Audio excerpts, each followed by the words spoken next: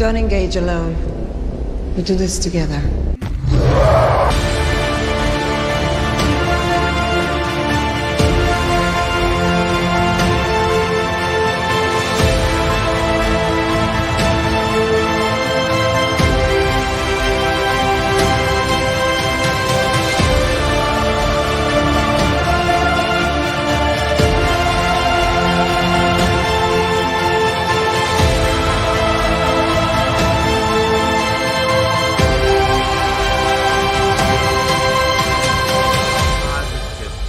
Yeah! We got it!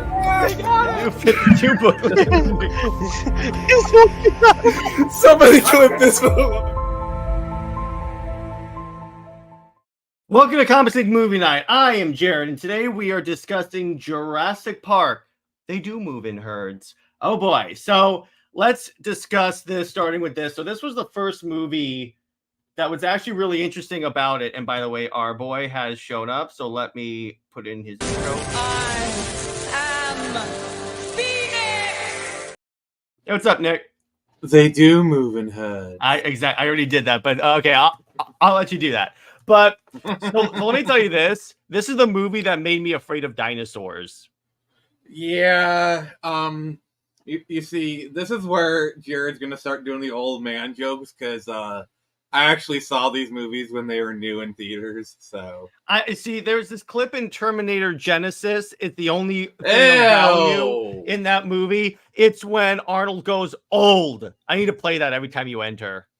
By the way, nice shirt, sir. Oh yes, thank you. It's the best book of the Rippaverse. But anyway, so by the way, guys, the plan for this, I know it's Batman Day, so what Nick and I are going to do, we're going to talk about the movie, and then we'll just talk in general about Batman if time permits. So, Yeah. So Nick, give us your general thoughts on the movie, what you like, and what made you pick it. This is one of the greatest movies of all time. True. I'm just gonna spoil this right now. This is a 10 out of 10 movie for me. Me too. This is up there with ZSJL, in my opinion. I actually, this movie has a recreation of the first time you saw ZSJL. Yes, it does. I'm gonna wait for the right moment to play that clip, but because here's why. The CG some of the CGI in this, like the T-Rex scene in the background, hold up pretty well. Yeah, I will say, like, the Gallimimus scene does look a bit crusty. Mm-hmm. But the shots are so quick. It's you got to be looking really close to see it still. Yeah, it's like you can have like not a cheaper looking VFX, but if you don't dwell on it, then it's a lot easier to look past it. To me, I think there's two reasons why they hold up. There For you go. one, yes, practical effects, but also a lot of the scenes are at night. Like if you look at the like the do move and herd scene. Like for example, the Brontosaurus, it's in the distance. You see a lot of them in the distance. Even the one that's really up close, it kind of looks. You can see its age, but it still looks pretty okay. Mm-hmm. Yeah, and the thing about see now, here's the funny thing about this. So this is based on a book by Michael Crichton. 1 second. Oh, Nick's got books. Nick has a book. Okay, oh, yep, I got it. All right, I wasn't even supposed to come on camera. I wasn't even supposed to come on camera, so my lighting is gonna be crap. It's all good. Let's see it. I am fully clothed at least, so there's that. Yeah, there you go. There you go. I wasn't planning on coming onto camera, so. Yeah, there you go. That works. And then Tavia said, speaking of Jurassic Park, any opinion on the book Jurassic Park? Because apparently it's based on... Wait. The book is based on a book? No, the movie is based off the book, yeah. Actually. Okay, I think that's what Tevye meant. Now, let me ask you this, Nick, before we get into the movie itself.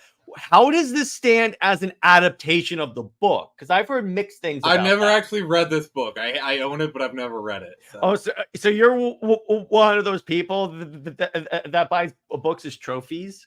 I mean, I did buy Ultimate Spider-Man Volume 1 and read it the same night. Great book, by the way. So, no. It's just one more day reading Spider-Man. Ha! I had Jared, to.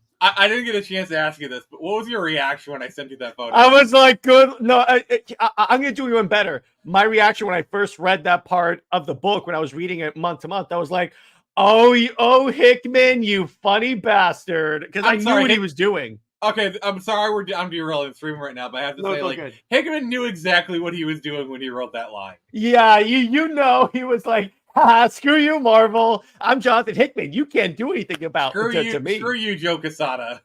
Oh, yeah, exactly. Joe Quesada's not at Marvel anymore, so he could say that. So, oh, God. All right, but dinosaurs. Let's get back to the dinosaurs. Yeah, let's get back to the dinosaurs. Now, the other thing that I really dug about this was not only that, but it's kind of interesting. This has a lot of like interesting themes, if you will, of like scientists going too far because they're like, because again, the Ian Malcolm line, and you know what? We have a clip for that, so I'm going to play that. Where is I hope that this is one of the whether or not you should. I you know. Hang on, I just gotta. I have to clear out a space on my StreamYard because I have so many clips. So I'm just. I apologize, Jared. I was trying to get these clips edited. I would have given you more, but I ran out of time. So I hastily did the titles because I knew if they were just like unknown, whatever, it would make you. I try to make this as easy and as possible. I appreciate that. But anyway, so Nick, why don't you? While I pull this up, okay, here we go. I got it. Here we go. Here's essentially the thesis of the Jurassic Park, I would say world, if you will. If I could summarize the movie, at least this movie, in one in like one clip, it would be this. Our scientists have done things which nobody's ever done before. Yeah, but your scientists were so preoccupied with whether or not they didn't stop to think if they should. Yeah, that is 110% the clip of this, because like you hear all the time that like scientists like there was times before where they're like, we think if we split an atom we might create a black hole. Well, let's not do that then. Yeah, especially like anyone who watches Oppenheimer, which by the way, I was like looking through the clips, there's actually a picture of Oppenheimer at the hacker's desk. So there you go. When they're doing the Trinity test, they thought, this could actually end the world. Like, just exploding a nuclear bomb could create a firestorm around the world, On the atmosphere and stuff, yeah. Imagine but yeah, there's a couple different phrases that really are the thesis for this movie. This one is probably one of the key ones. Another big one is spare no expense. Because the thing about Hammond is he's basically a caricature of Walt Disney. In a way. And this is kind of where we go into the difference between the book and the movie. In the book, he's kind of more of a nasty piece of work. And this one, he's more of a whimsical figure who's kind of lost in his own creation.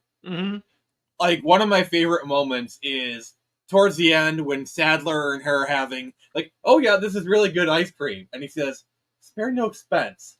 And he said it all throughout the movies, but this one, he says it with such a defeated tone, like he's finally realizing it.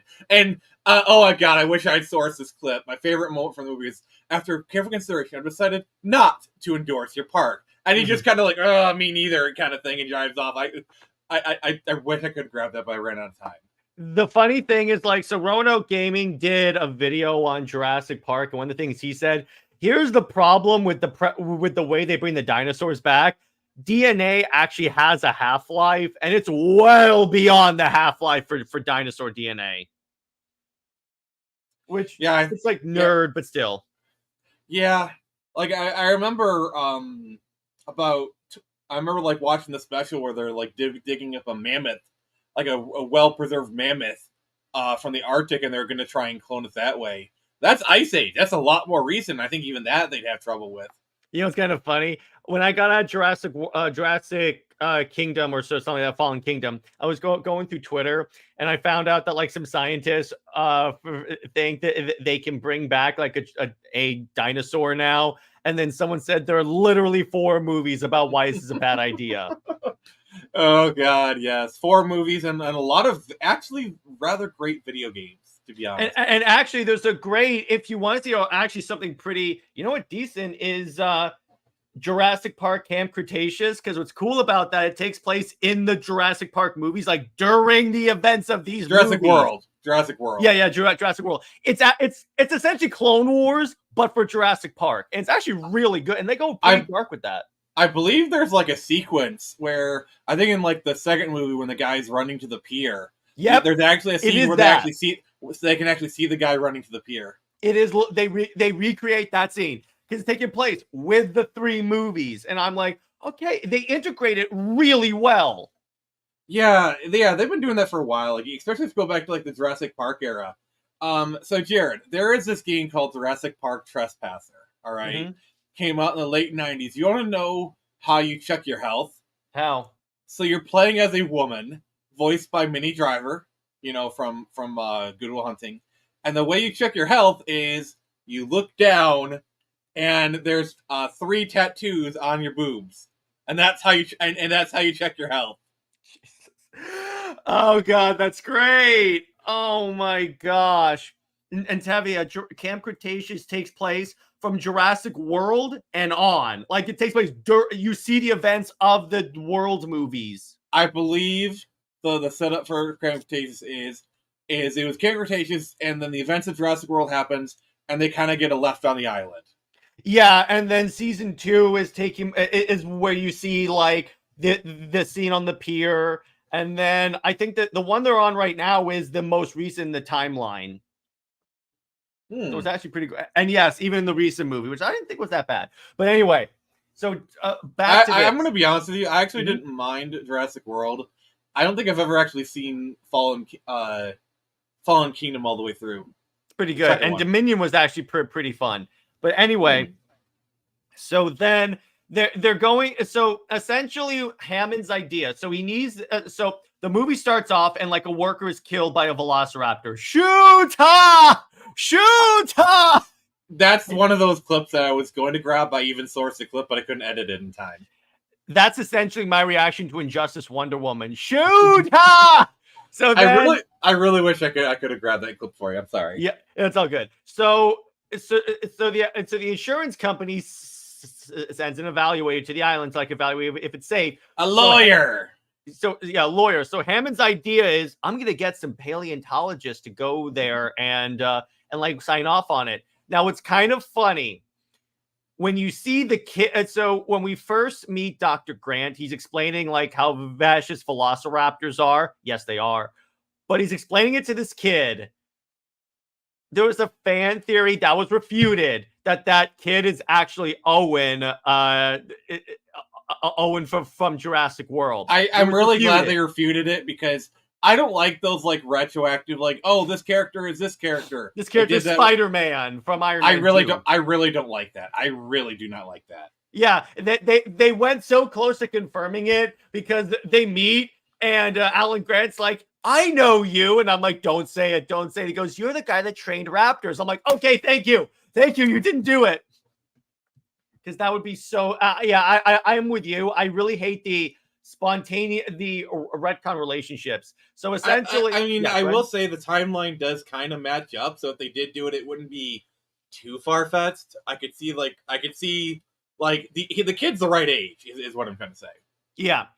So then Hammond shows up and goes, okay, you come with me and do this for you, and I'll fund your dig for like 3 years or something like that. And they need funding. So they're like, okay. So they roll out in a helicopter to Jurassic Park. Then they meet Ian Malcolm, who is the standout character of this entire series. Nature finds a way. The funny thing is, as a kid, you always found his character weird. Like, you enjoyed him. But as an adult, you realize he's the only sane man in the room. And then you find out that later he would be abducted by aliens and become a collector. Oh, okay. We have to talk about this now. So in Independence Day, which anyone who's seen Independence Day knows as they're escaping from the ship, he utters "must go faster." I think I did get to the clip. I think. Yeah. Did you? Let me check my clip arsenal, if you will. I know I was intending to, but I might have ran out of time. But go on. So yeah, set in both movies, which it was. I grabbed like the clip. I just didn't edit it. So. All right, but yeah, and it's kind of funny. You could take this as so. Which movie came out first? Jurassic Park in '94. Independence Day was like 97, 96, So 98, you can 96. take this as you 96. can take this as after the whole incident in Jurassic Park, Ian Malcolm became whatever David does in Independence Day, and that's what he said must go faster. And then he goes back to Site B a year later. Yeah, exactly. So it's kind of funny when you see him in Independence Day Resurgence. He's now fought dinosaurs. So there you go, and aliens. So so essentially they put them through like this Disney World like movie theater Dino DNA. Yeah, exactly. And we find out how they did it. So what they did is they found ancient mosquitoes preserved in amber and then extracted the blood from the mosquito. Again, DNA would not last this long, but you know what? It's a movie. Just go with it. We're resurrecting dead dinosaurs. Screw the DNA. I don't think the blood, even if preserved in amber, would last millions of years like that. No, it wouldn't. It would 100% not.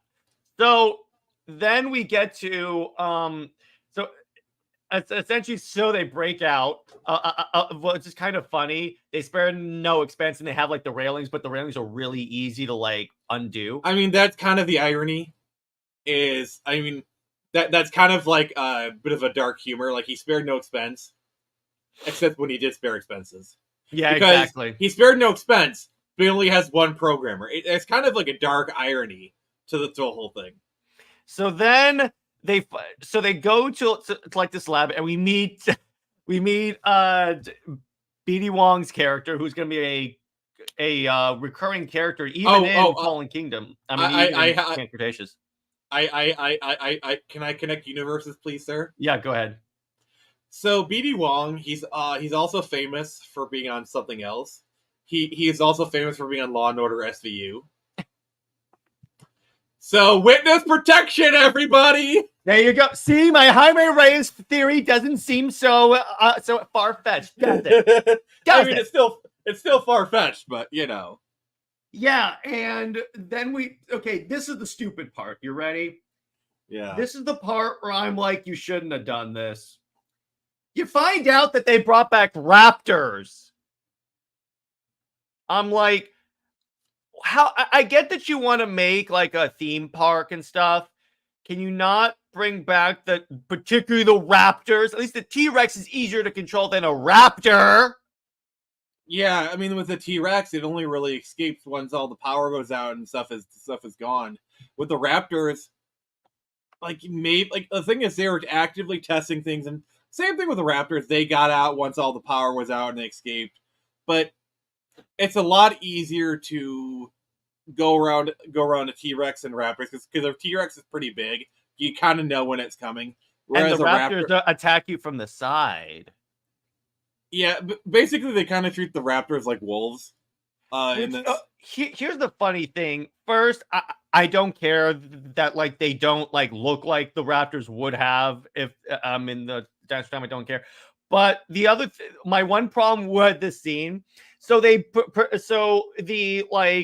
Raptor Wrangler, if you will, brings up that like there's one called the Big One. We never see the Big One.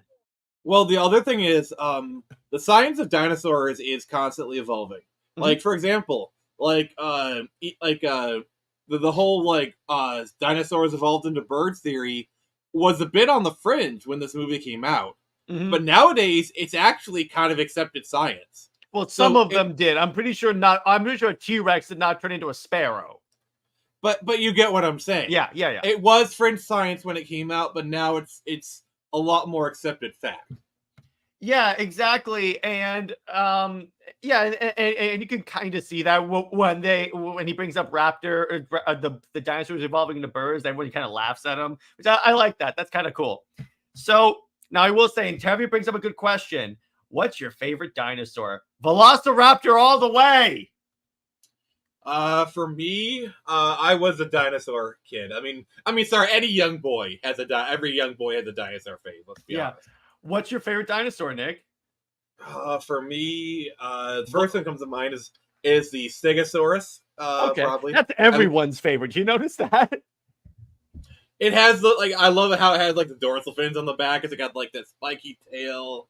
The Anglodon is also really cool. It has like the club tail. I don't know. And if you're a Blue Power Ranger fan, you gotta love the Triceratops. I was avoiding saying that. You know, it's kind of funny. I love where in the office, Jim and Dwight are talking about their birthday parties, and then Jim basically brings up, and my dad took me to the museum, and we looked at fossils all day, and then he got me a plastic Triceratops. And then Dwight goes, "You know what's better than a Triceratops? Literally every dinosaur that's ever existed." Not Really? true, but. It's not true, but that's just Dwight being an a-hole, but I appreciate that. But yeah. I mean, to be fair, I also grew up on Land Before Time, so, you know. I grew up on, remember that movie, that Pixar movie, Dinosaur? I never actually saw it. It's actually pretty good. I recently rewatched it. It was kind of funny. They use a Carnotaurus in that, which is basically a T-Rex with devil horns, and it's scary, bro. They make the dinosaurs scary. Have you seen the original Land Before Time? Like decades ago. See, the funny thing, so the original was made by Don Bluth Productions, so thus it's really good. And then they made like 15 sequels. I see. I think I stopped watching it after like the 4th or 5th sequel, you know, because I was growing up or whatnot. But yeah. And now, Nick, let me ask you this, because you were alive at this time. Which dinosaur was like your daily driver? In other words, which one did you ride to work? Did you like hunt with? I can't remember its name, but it's the one that has like the kind of like boomerang horn that makes a sound. That was my ride or die. I rode him to work every day, and he had a built-in car horn to get the other dinosaurs out of the way. What'd you name him? You have to have named him. Honkosaurus. Oh, that's a stupid name. So or honky for short, because he had that racist kind of thing. So then so now here's the other thing. Here's the last plot hole, I think, with this movie, or like the spared no expense, but it could be with the dark humor.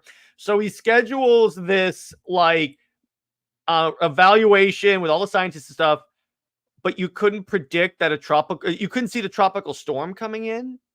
I mean, to be fair, like those things move pretty fast, and a lot of the scheduling was probably done weeks, if not months in advance.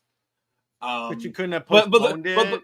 But there's also the scene in the movie where they thought it was going to turn one way, and then it turned the other way. That's the clincher right there. Is they were monitoring it, but they thought it was going to go one way, but it turned the other way. As someone that works in this type of field and tracks her and is very busy in the middle of hurricane season, I can tell you, yeah, that happens. You think it's going to go one way, then all of a sudden it's like, nope, a-hole, I'm coming for you. So trust me, that is annoying as hell. So you know what, Nick? You just filled in a plot hole for me. Thank you. So all right, it's like you're driving a Mustang and all of a sudden the Mustang sees a crowd of people nearby. So then, we meet the annoying kids, or at least one of the annoying kids. So the grandkids of Hammond show up, and they're joining them for the tour. And so it's actually kind of funny. What I felt was kind of weird about this, so they're like, we're going to drive you through, and you'll see dinosaurs, but they put too much shrubbery in there, so you actually can't see anything. But by the way, the boy would eventually go on to play Star Kid. Oh yeah, I recently watched that movie. That movie's crazy. Yeah, it's very very weird, but he's the lead of Star Kid. We may have to. You know what? I may review that sometime and call it God. Retro Blue. I'll call it Retro Blue Beetle. This movie walked so Blue Beetle could run. Oh god, that is the movie. Pretty much what it is. In some form. Oh god, we need to cover Steel. Like Shaquille O'Neal Steel. Yeah. Of all the movies, that one would work the best for me. So anyway, so they're going on the tour, and it doesn't look like there's like a lot of activity. Like the T-Rex is not showing up. The T-Rex doesn't want to be fed. T-Rex wants to hunt. Oh, so many good lines in this. This is one of the most. You know, how a lot of movies in the 90s were very quotable. I mean, not just the 90s, but like the 80s was the age of the one-liners, and this was just kind of thing of it, because the thing is, a lot of the directors from like that came up during the 80s also, like, because remember Steven Spielberg came up during the 80s, and he was still at his peak in the 90s. Yeah. So then they're on. So essentially, they decide to like postpone the tour day because of the storm and stuff. So they bring the cars back, but not before. All right.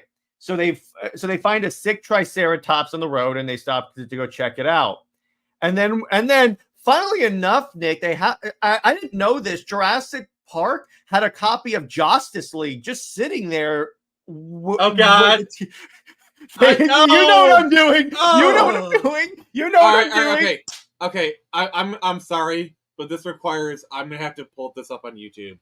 Go ahead. You got to play the clip. And by the way, Zeke, yes, they are connected. They're taking place during the World movies. I'm here. Oh yeah, there you go, RJ. Hold on to your butts. Yes, and you know what? This is the one time I'm gonna say, yeah, I'm gonna play. I will play this clip for this because you know what? If ever there was something appropriate, I can't believe you didn't send me that one. I ran out of time. Plus, I didn't think of it, but I was scrambling, sir. All right. So let me set the scene up. So they show up, and then actually right near the T-Rex's ass, or the Triceratops' ass, we see Justice League. Okay. By the way, after we're done with this, if I have time, I'm going to re-edit this. But let me just play the clip first.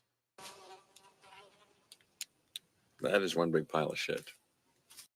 Yeah, it's Justice League. Okay, you know what I'm going to do, just for you, Jared, and hope you use this as a short, is I'm going to re-edit it. I am going to grab the Joss Whedon Justice League logo, and I'm going to superimpose it because like there's a huge I will area. tweet that video, my good sir. I will tweet that video. I'm going to, okay, actually, and you can also have one. No, no, Nick, put the James Gunn Superman suit on it.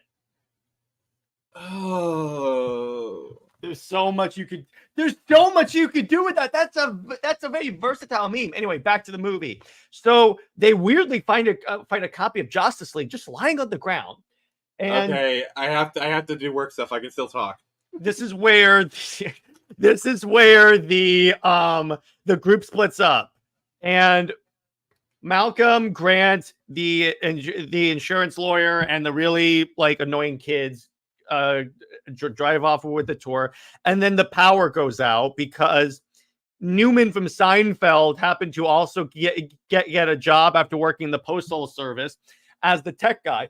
But what he's trying to do is he's been paid to like leak the embryos to the bad guy from Jurassic World Dominion.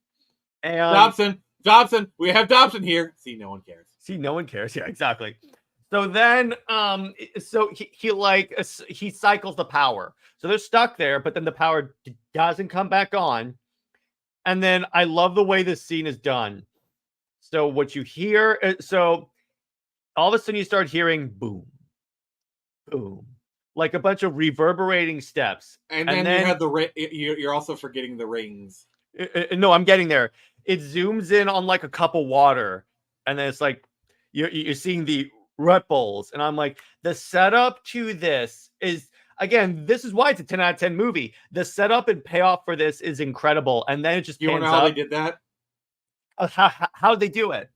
The rings in the water is they actually they had to pluck guitar strings to get that done. So they rigged a guitar string throughout the Explorer, and when they wanted to do it, they had to pluck the guitar strings. Wow, that's actually really cool. I love old school movie magic, just saying. Exactly. So then what happens is then it pans up to the fence, and you're seeing like strands of the fence come out because the electric fences are off because the power's out. And then you go, but what where's about the goat? A bloody heap falls in the car. I love the rhythm. I just love like the editing and just the timing of it. It's just so good. And then the T-Rex emerges, and it's that image behind. And again, it's like in the rain, barely lit because it's night, so that's why it really holds up. And it's kind of funny. I was watching a VFX artist react on Corridor Crew, and it's kind of funny is that this one creature effects guy goes, as soon as that T-Rex steps off that fence, my job is done. And in other words, he was like, now no one's gonna want to do practical monsters anymore. Even though that was a lot of practical, yeah. Funny you should say that. Because when they show the practical people some of the CG stuff, it's like, well, it looks like I'm extinct, and they actually included that as a line in the movie when Alan Grant is walking up the stairs and he says that. That's actually not the visual effects. Oh yeah, that's great. So we get this. So the insurance guy just gets out of the vehicle and just runs like a female dog. Well, Jared, you have a clip for that. Oh, do I? Let's see. When you gotta go. Is that in the? Yeah, I do remember it. It should be in there. No, it's not. It's not in there. All right, let me check what I sent you, because I do remember. I have Clever Girl. Jared sees ZSJL for the first time. Actually, you know what? I have to play that. Oh, jeez. Is that one of the ones I have here? Hang on, real quick. So this was my reaction when I saw Zack Snyder's Justice League for the first time.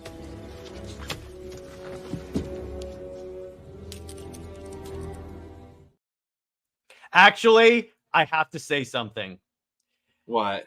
When I found out they were releasing the Snyder Cut, I was scrolling through Facebook, and then I see a Jurassic Park meme of Dr. Ian Malcolm going, "That son of a bitch did it." And then I go, wait, what? And then I see the black and white Wonder Woman poster. So Jurassic Park is very tied into ZSJL for me. Oh God, yes. So then, essentially, we get the awesome T-Rex scene where like he's digging into like the truck, and so. Well, it's okay. Behind the scenes time. I have more behind. So they actually had an animatronic T-Rex that was like as big as like a 2-story building. Mm-hmm. And when it's actually going down, it actually goes down faster than they're supposed to. And like, so when the kids are scared, yeah, they're actually scared. Oh wow, that's a great way to use that take. Then wow, that works. I'm like, this is why physical props and all that stuff are so important. Yeah, because as opposed to having a stick go at the kids, it's like you actually have like a thing. So yeah. So essentially, this is the other thing. It's like with I was watching a discussion with paleontologists, and it turns out that like the T-Rex's movement sight being based on movement may not have been a thing. But still, I'm like, okay, you want to give like some way to escape, and that's cool, and that's where you get at the whole like the whole flare. And then he finds the T-Rex kills the insurance lawyer by like eating him on the toilet. Oh boy! Oh my God! I've done it, Jared. I've done it. What? Let's see. All right, I'm gonna upload it to the folder. Just give me a sec to get it ready. You're gonna be. Oh yes. no! Is this I've what done I think it is? It is. You're gonna be very happy, sir. It's gonna be the same folder as the rest of the one. Let me just. Oh boy! Here we go. Let me know when. All right. Let me just rename it real quick.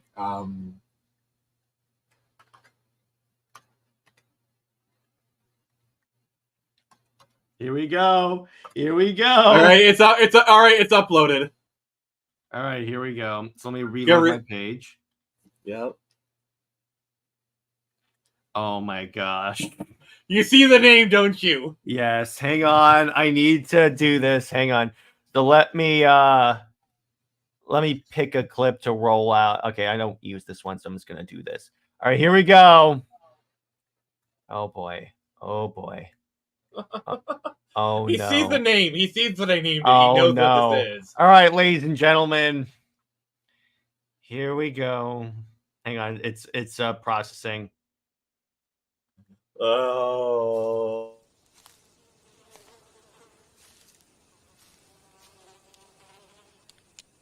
That is one big pile of shit.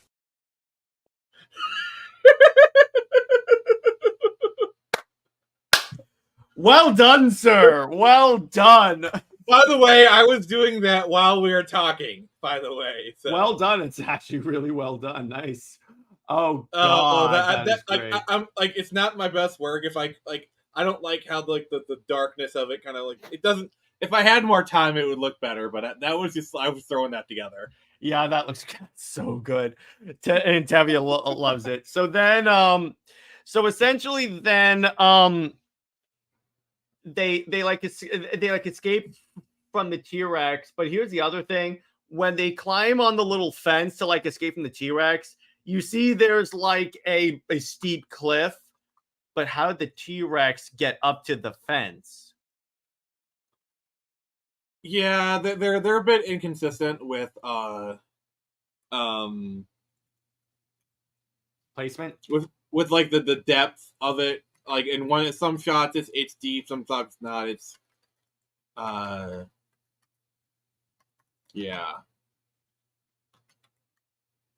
Yeah, exactly. So then essentially they escape from the T-Rex and Nedry, this part scared the crap out of me. So the idea is that Newman has to actually use his male skills to deliver the Barbasol can that has all the embryos to essentially Dotson's guy. So he gets in the Jeep Wrangler and he's driving. Then he crashes into the Dilophosaurus enclosure. And then he sees the thing, and it first off, it blinds him with its venom, and then it kills him. And that part scared me. I guess you could say he was blinded by science. Yes, exactly. So then, so essentially, I'm sorry. My favorite part of the scene is like right at the end is when he gets into the Jeep and you're like, okay, the scene's over. You think he's safe. And then you hear him, and then it pans out, and it's like you hear him. Oh my god, that is such a great way to end the scene. Yeah, so then what we see is, oh god, Nick shared it on Twitter. Oh god, oh god. And I tagged Sammy in it because I think she would like to see that. Yeah.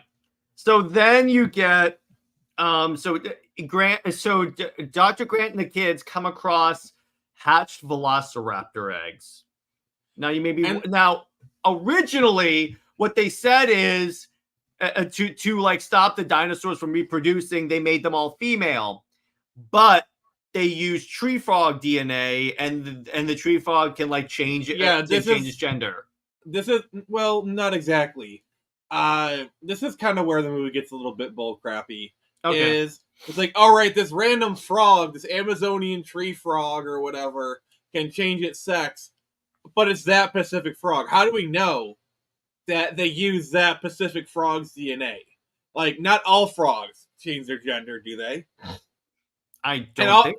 And also, if all frogs change their gender in an all-male environment, wouldn't the scientists know that and just not do that? I mean, granted, I'm kind of assuming stuff here, but still. Oh my gosh, RJ. Was it just the power of many? Well, actually, no. They were able to hatch eggs due to the power of friendship. No, but Nick, you know what that's a reference to? No clue. That's the Acolyte, where you have the... And they go, the power of one, the power of two, the power of many. All right, get that crap out of here, RJ. You are banned. Oh, God, man. My butt cancer just returned because of that. Yeah, thank you. Now... So they need to like reboot the system because Newman had also left in a computer virus. So and you know who goes to reboot it? Mace Windu. So then I was going to say Nick Fury. Well, okay. So here's what happens. So the idea is that they're going to reboot the power, and that shuts off the power for all the paddocks, and this is how the velociraptors escape. So Mace Windu / actually, no, I'm screw it. Nick Fury leaves to go restart the power. Now, what happened? No, you got the last one. Let me get this. All right. So what happens is he showed up, but then as he turned the power back, but he kind of turned the power back on. Actually, I don't think he did. The Watcher showed up as he was walking into the building and said, "Nick Fury, you are needed." He goes, "But they'll find, but when I don't return, they'll get suspicious." So the Watcher just materialized an exact clone of Nick Fury's arm and just positioned it so it would fall out. All right, I got you better, brother. So, basically, Nick Fury this is actually Nick Fury working for SHIELD undercover, infiltrating Hammond stuff. And this is how he loses an eye. And the last person he trusted was Hammond. No, but Nick, I thought he got scratched by a cat. That movie doesn't happen. Yeah. Yeah. We don't talk about that. By the way, you know what's the one good thing about the Marvels? What? It proves that the only reason why Captain Marvel made $1 billion is because it came out in between Infinity War and Endgame. Yeah, and Marvels is objectively a better movie than Captain Marvel 2. It is. I'm going to tell you right now, I enjoyed the Marvels more. It was still crap, but I still enjoyed it. So I despise Captain Marvel, but I found the Marvels. The Marvels is like a 5 or 6 out of 10 movie. It's Captain Marvel's like a 2. So then that's being generous, sir. That is being generous. So I love where this is where the Velociraptors really come into an enemy. But then there's this scene. Was I able to export it? To import it? Hang on, let me see. Yes, I was. So, and this was set up earlier in the movie, and I love the way this was done. So the hunter, the essentially raptor wrangler, as I call him, essentially goes to like confront the raptors, if you will, to like hunt them. So he takes that Spaz 12 shotgun. He's like undoing it. Then all of a sudden, love that is such a beautiful gun, by the way. Yes, it is. Then all of a sudden,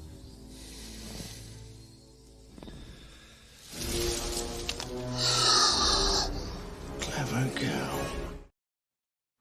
And it kills him. Because remember, this was set up where one raptor will be like in the enclosure, and then you'll be attacked by the sides by the raptors that just flank you. I think even Alan Grant says that in the paleontology site. Yeah. That's what I'm referring to. And the best part is he says, "You're still alive" when they start to eat you, and that's exactly what happens. Yeah, that is like that's a horrific. Oh my god! I love you can hear his screaming, and just the raptor just staring at him, and there's like a snake moving in the. Oh my god, that shot goes so hard. Yeah, and then we get the scene where like Lex and Tim are like having Jello, and then I love the way that this is framed. Lex is holding the spoon, and then it starts to shake because there's a velociraptor right there. Oh, what's even better is you see the dinosaurs on the painting, and like the velociraptor actually matches one of the paint on there, and it's so good. And the kitchen scene, oh my god, that is probably one of the best scenes in cinema, even to this day. It holds up. Yeah, so they're trying to like navigate around the velociraptors, and this is also where you find out they caw, and that's how they call other velociraptors. So what I like what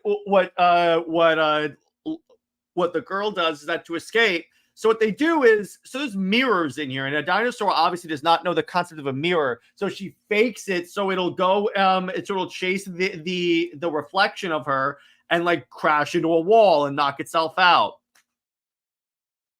And I really enjoy that. And they even like lock it into like into a freezer. Oh, I think one of those. I think that raptor either they show up and find it in Camp Cretaceous, or they find its skeleton. Well, there's the other thing too is that they kind of talk about how they're getting smart enough to maybe even be able to open doors. You have no idea how memed upon that concept was in the 90s. Actually, Nick, every show was memeing on that in the 90s. Actually, Nick, remember the line is it's not like they can open doors, and then proceeds to open a door. That is like, and this is why this movie is so scary. Is the raptors are probably one of the best movie villains ever. It's because they're intelligent. And remember, they were so good, they were in the Lego Batman movie. Wait, really? Yeah, they were. They had the Velociraptors show up along with Voldemort and all those guys. Oh, God. Wait a minute. Yeah. This is a Warner Brothers project, right? You You know what this means? Do you know what this means? No, it's Universal. Sorry, it's Universal. Well, if they license DC to Universal, we could get a movie of Batman riding the Jurassic Park T-Rex. I'm sorry. It won't Bat-Rex. I'm sorry. The scene from Jurassic World where he's riding a motorcycle and the Velociraptors. That is like, I'm sorry. That's like That is the most badass thing in the entire franchise. I even love it how Owen Grady, he just kind of looks to the side and just smiles. Like it's kind of like a wink in the camera moment where it's like he realized, oh my God, my life has peaked. And it's like the kids are like, your boyfriend's kind of a badass. And I like how she just kind of smiles, like she doesn't even say no. She's like, yeah. That is so good. Didn't Wonder Woman ride a dinosaur? I think so, or something like that. Jared, you know what you have to do, right? In your story, you need to have like a Savage Land kind of area, so you can get Athena riding a dinosaur. Oh, what I plan on doing is having like Savage Land inspired covers of like essentially imagine Savage Land Rogue, but Athena. Now imagine Athena riding a T-Rex. Yeah, I can definitely do that. That'd be fun. So, you know, there's an X-Men comic of Scott and Emma vacationing in the Savage Land. Like she's in a bikini, he's in like swim trunks, and they go swimming and stuff with the dinosaurs. Oh God. It's so freaking there's this panel of like them being chased by a T-Rex. And the Cyclops like, oh no. I can't wait for you to get a girlfriend so that you can do like you'll be Cyclops and she'll be Emma. Oh yes, that's why you marry a comic book fan. That's why. Does the visor stay on during? It's better that way. I wasn't expecting you to answer that, but okay. Yeah, I was like, I know what he's doing. I can do that joke. Speaking about it, but then essentially, so then they managed to escape the Velociraptors in this epic so they're trying to hold the door while the girl is like hacking into the computer. So all of a sudden, her hacking ability all of a sudden makes sense that they brought that up in the movie. It's Unix. She knows this. Yeah, I know. Then by the way, this. There's a little Easter egg. So she's using a Silicon graphics workstation, the very same computers that were used to make the special effects for the movie. Oh wow, that's cool. That's a little Easter egg for you right there. So they get cornered by the Velociraptors, and then somehow the T-Rex was able to sneak up on all of them and fights the Velociraptors, and then they escape. That is like, oh God, I mean you're missing a lot of details, but yeah, but yeah, that was pretty cool. I really enjoyed that in there. I really love the scene where like Ellie Sattler has to sneak in and turn everything on. In fact, I sent you a clip for that one. Let me see. Hang on. Let me go back to the clip folder here. It's called wait. No, you didn't. Oh God, I thought I had. You sent me the magic word, that's for sure. Yeah, I'm looking at the stuff I sent you. Huh.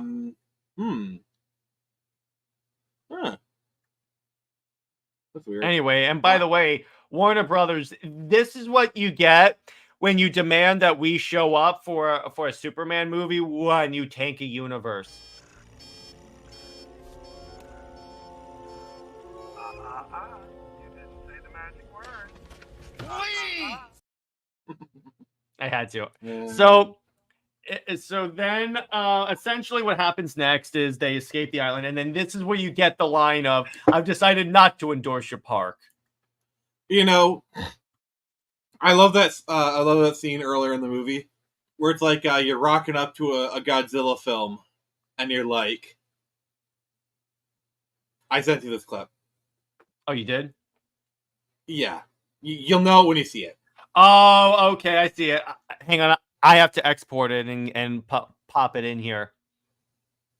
Hang on. And then I think that this is the one you're referring to. Just give me one moment. I mean, it's very clearly labeled, so. Yeah, I think I know which one you want me to do. Here we go. Hang on. So you mean when you're rolling up to Godzilla and all of a sudden you hear this? Hang on. It's processing.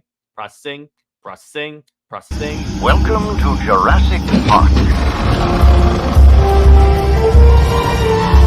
What do they got in there? King Kong? I love that they included the reference. And then, do you have the welcome clip? Do I have that? Hang on. I don't have it. I don't have it imported to StreamYard. So let me grab that. Yeah, that's a really good one. Yeah, it's the last clip we'll play. Okay, I have to delete this. I have to delete one. So hang on. Actually, you know what? I've been playing a lot of clips. I don't want to get yeah. dinged, Let's let it rest for a little while. That's fine. Yeah. So yeah, and the soundtrack is very iconic. Let's talk about the soundtrack.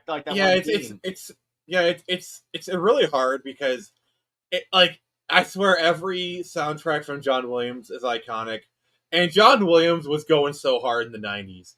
But this is definitely one of his more iconic scores. Like if there was like a top 5 of John Williams scores, Star Wars and Jurassic Park would be on that list.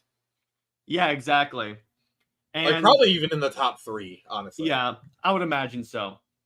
And it's one of those themes where as soon as you hear it, you know you're watching Jurassic Park. So there you go. Now, so let's discuss. So I don't have to say how we would rate this movie. What's your favorite scene from the movie? Oh,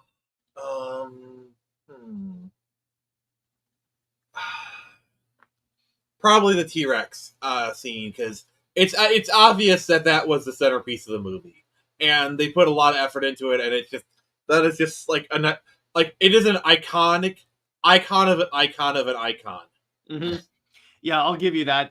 That's the most recognizable scene of it. Yeah, I'm gonna go with that one too because of not only the scene itself and the iconicness of it, the setup and payoff of it is like they don't show you the T-Rex immediately. You just see like you hear the sounds, you see the water. It's like Jared, please tell me that the first time you ever got a flare and you lit it, you didn't slowly wave it back and forth like you're Alan Grant. Come on. I have never lit a flare, so I'll give you that. I will say when I was playing Call of Duty and had the Spaz 12, I recreated the clever girl moment. Oh, so, nice. My favorite scene is probably to Triceratops. Oh, the pile of shit. But the next one is the T-Rex scene, which is good. Yeah, I agree that one's good. So I rate the movie a 10 out of 10. How about you? This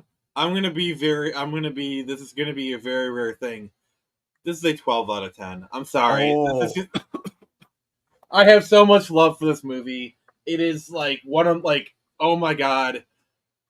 This is there are very few perfect movies. And even among perfect movies, this is like a crème de la crème. There you go. So I think we have a little bit of time, so you know what? Screw it. Let's do this. Batman! Happy Batman Day, everyone! Yay! I thought it was Screecher Day. Well, yeah, and I got a comic haul.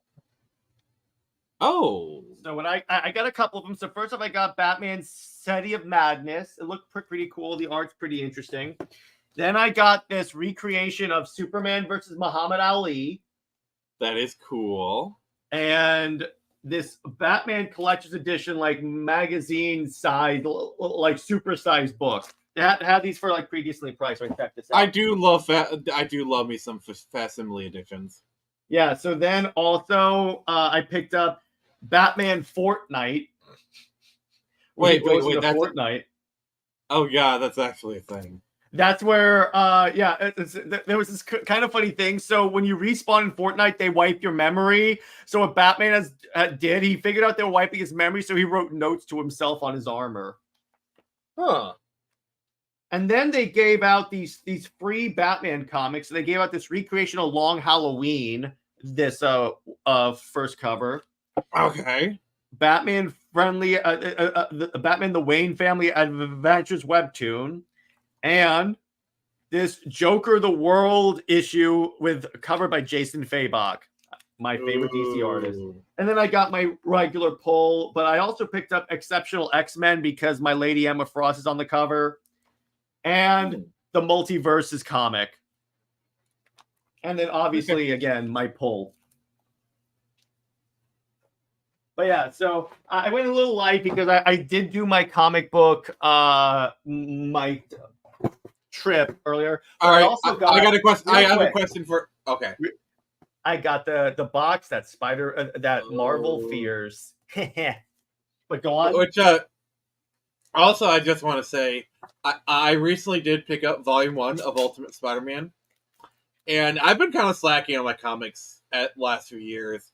I bought this the same day. I actually lay down on my bed and read the entire thing. Oh my god, it was so good. It was so good. Yeah, I know. Isn't it good? Yeah, it's so good. I'm actually thinking about getting some of the other Ultimate titles. Like, I think I might pick up Ultimate Black Panther Volume 1. Black Panther's good. X-Men sucks. Yeah, I was reading some stuff online about that. Ultimate Invasion. You want to pick up Ultimate Invasion because what that does is it sets up the world, this Ultimate Universe's world. I mean, I kind of get the gist of it, so. No, but it explains what the maker did to like make this Ultimate Universe the way it is. It's this. Okay. How he denied people superpowers. I really, really like it. I like how they're kind of making Harry the ultimate, like the Iron Man of this universe, and like he's not Iron Man actually exists though. I just want to bring that up there. But still, like Harry is using the Iron Man tech for the Green Goblin. Is a really cool thing, and like he's not a bad person. He's just like taking things way too far. And you meet Gwen. Oh God, Gwen was great. I love Gwen Stacy. I love Ultimate Gwen Stacy. She was great. And I really love, I love how there's no like a lesser writer would be like, oh, we're gonna have a love triangle between MJ, Gwen, and Peter. No, nope. They're friends. Well, the Shepherds will add one in there for sure. I also like the way Chichetto draws Mary Jane. I'm like, oh, she is beautiful. Yeah. Really good. Oh, so what do you think about an older Peter Parker getting powers? Isn't that cool? I think it's very refreshing. I think the kids... Well, the only downside is Richard is kind of a background character. Mm-hmm. Mayday's great. I love Mayday. You know, like her being the first one, she's great. She's adorable.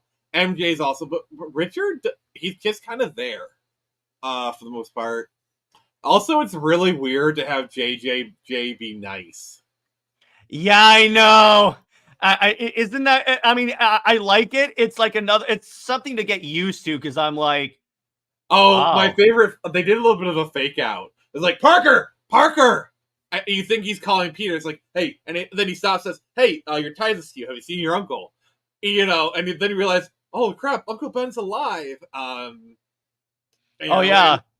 go ahead.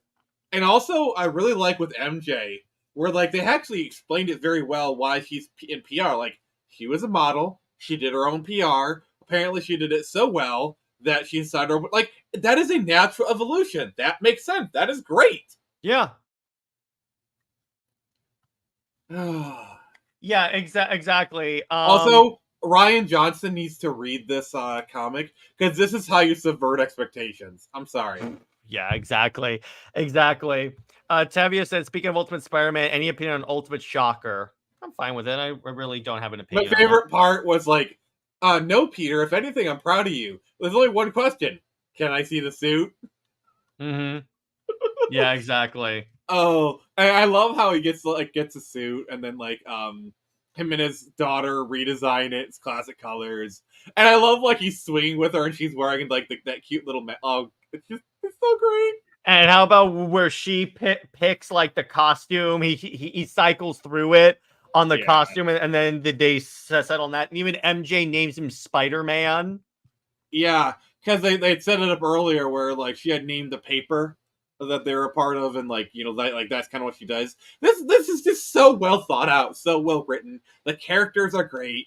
The conflict. Jonathan Hickman, my man, Jonathan Hickman. He is one of the best writers in Marvel. Yeah, I love what they're setting up, like stuff with a kingpin and just like building this. Also, I like how they had Bullseye and like Matt Murdock is still blind, so we might be seeing Daredevil in here. We might be. I was actually looking at some stuff online, and the theory is he still had the accident, but he never met Stick. That's kind of the thing they changed. So Okay. he never got set on the path because he's clearly blind in it, and it is Matt Murdock. He said Father Murdock. Mm-hmm. So I don't know. Like we got Bullseye. I think it's a guy. I think it's the guy at the eye patch that's supposed to be Bullseye. I'm not sure. Should be. And yeah, the other thing it's really cool if you get Ultimates too.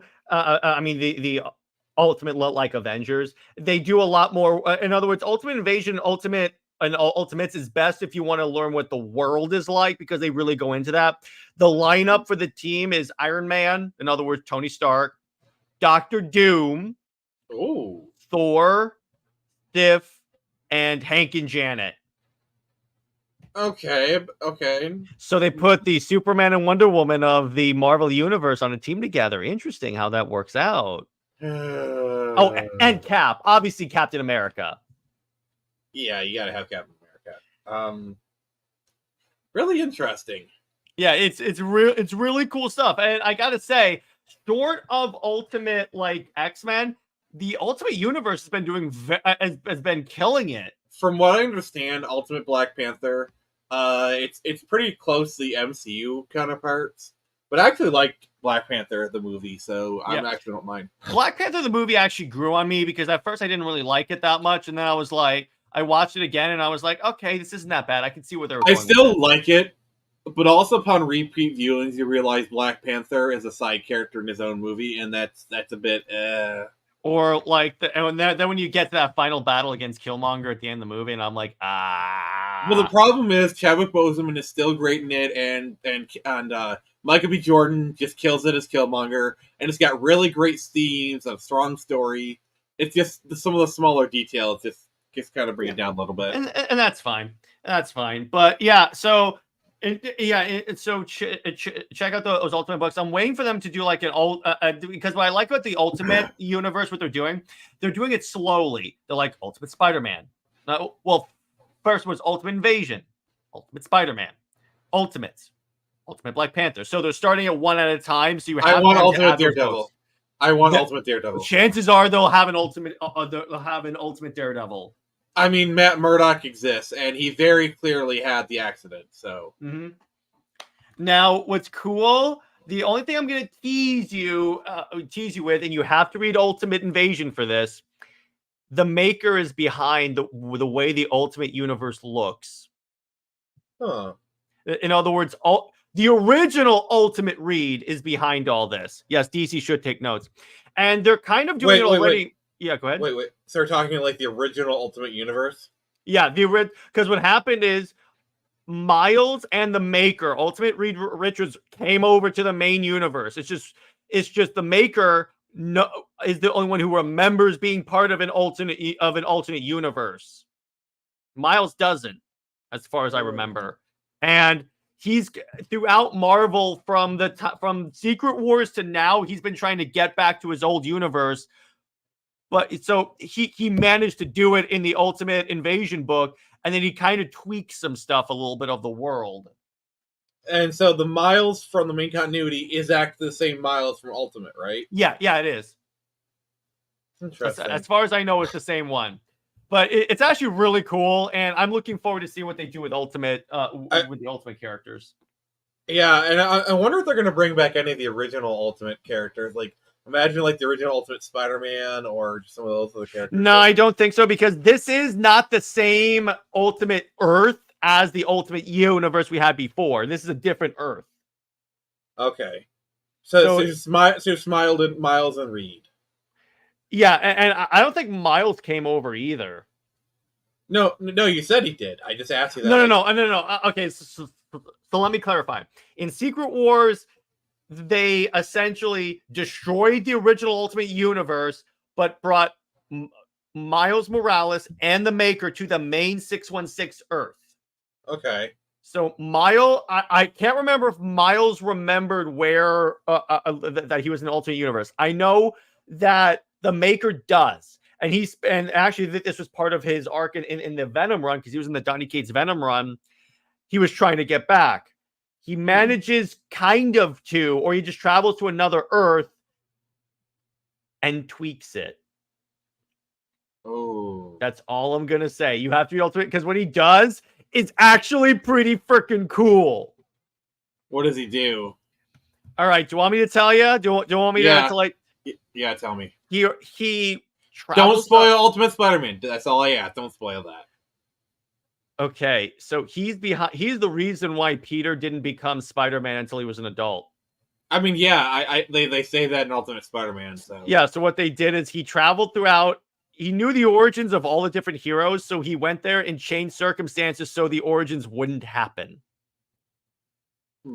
Like Howard Stark doesn't die, and Tony is not like an arms guy.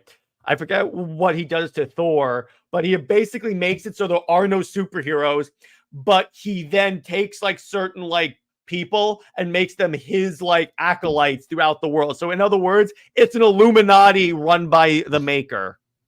Yeah, like the Kingpin basically rules New York kind of thing. Yeah, it's essentially that. So that's what he did. And you know what? I think, I believe a discussion of Ultimate Spider-Man on Comic Watch is inbound, right? Yes, it is. In fact, I was planning on doing Ultimate X-Men and then doing Ultimate X-Men the year 2000s one, the original, and then doing Spider-Man. But I like this so much. So we're basically... it's not going to be next week, but the 30th, we're going to be doing Ultimate Spider-Man. All right, that works. So we're going to wrap up, and all in all, great movie, great discussion. Happy Batman Day. I love how in our Batman Day discussion, we started talking about Spider-Man. I love it. But happy Batman Day. He's one of the coolest superheroes. He's basically DC's James Bond. I appreciate it. I love the guy. Bring back Ben Affleck and let him be Batman and release the Schumacher cut. That's all I'm going to say for that. So, Nick, where can we find you, and what have you got coming out right now on the channel? All right, in less than an hour, I will be playing Batman Arkham City in honor of Batman Day. And then Monday, we'll have Comics Watch, where we're talking about some cool stuff. Maybe have a certain RJ up here. It's going to be really cool. But yeah, lots of cool stuff. You can find me on Twitter, The Phoenix Press. YouTube's are the same. And don't forget to sign up for Screecher. It comes out in less than 2 weeks. Yeah, I'll put the link to sign up for Screecher in the comments for you guys. And here, sign up for Screecher. And then for Comics League, Britt and I are going to record in about a couple of hours Super Wonder Legacy episode 59, where we talk about if Christopher Reeve and Linda Carter crossed over. And then the week after, we're going to be talking about the Absolute Universe. So be on the lookout for that. Next week's movie night is going to be the original Transformers. Before you guys ask, I watched Transformers 1 today. It was awesome. And next week, Palladia and Heat learn their fate in October. Oh, yeah, we're doing the reveal. So we'll do that. But stay heroic, everyone. Remember, Lois Lane is Lois Lane. She belongs to General Zod. Zoe is the Max About for life. I'll see you later.